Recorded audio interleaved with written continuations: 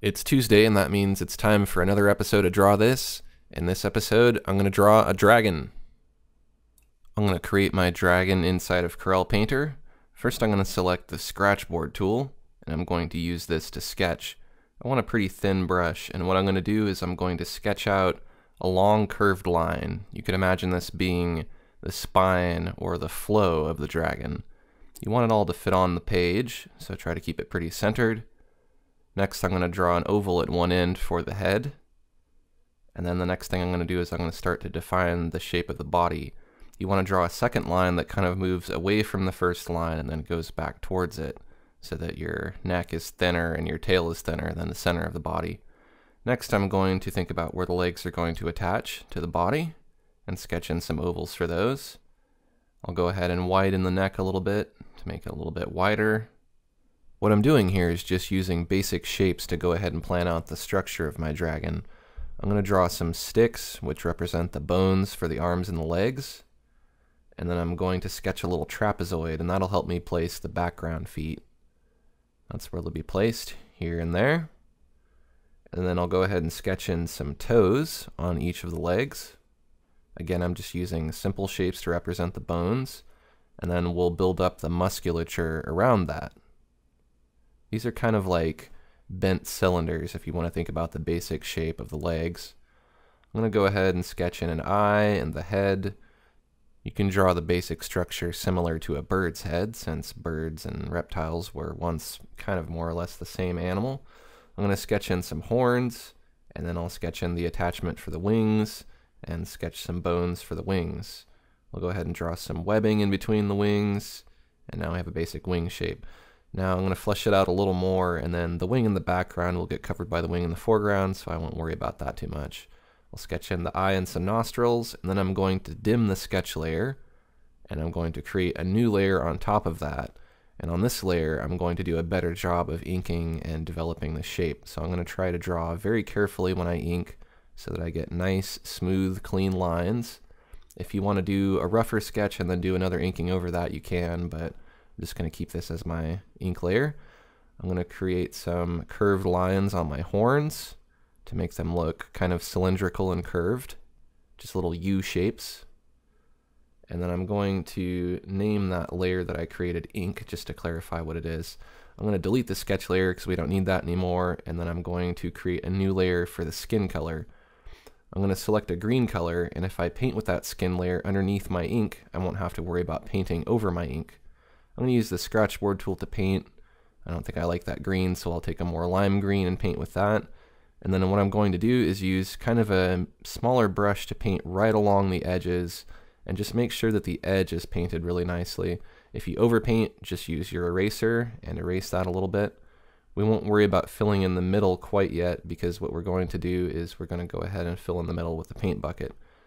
Make sure not to leave any gaps in this green skin color, because if you do, when you try to fill with the paint bucket, the paint will go outside. So if the paint does go outside the green shape onto the background, make sure that the green skin color is filled in all the way. I'm going to create a new layer for the wing, and we'll go ahead and fill in this color the same way. So I'm keeping my pink separate from my green, just in case I want to change one of the two colors later. Sometimes I like to conserve layers, so rather than have a layer for the eye and the horns and the wing, I'll just go ahead and put them all on the same layer because they don't overlap each other and they won't interfere with each other. So I'm going to do purple for the horns, add some white to the eyes. I will create a new layer for the iris because I may want to change that later. I'll go ahead and fill that in with orange. I'll also go ahead and fill in the tongue with pink on that wings layer. I'm going to go ahead and turn on Preserve Transparency in the Layers palette. That will lock the background from being painted on, so I'll only be able to paint inside of these shapes that I've already defined. I'm going to select the scratchboard tool and hold Alt to sample the horn and make the color a little bit darker. And then I'm going to shade this like it's a cone. So I'm going to give it some darkness on one side. The light in this situation will be coming from the top right, so I'm going to have my highlights on the right side and my shadows on the left. If you hold Alt, you can sample a color, and it's pretty easy to make it darker. You can also shift the hue if you want a more natural color. So I'm shifting the hue towards red, and then I'm going to paint in the shadow that's being cast from the eyelid onto the iris. You can do the same thing on the white of the eye if you return to that layer, and I'm going to select a light blue-gray for that.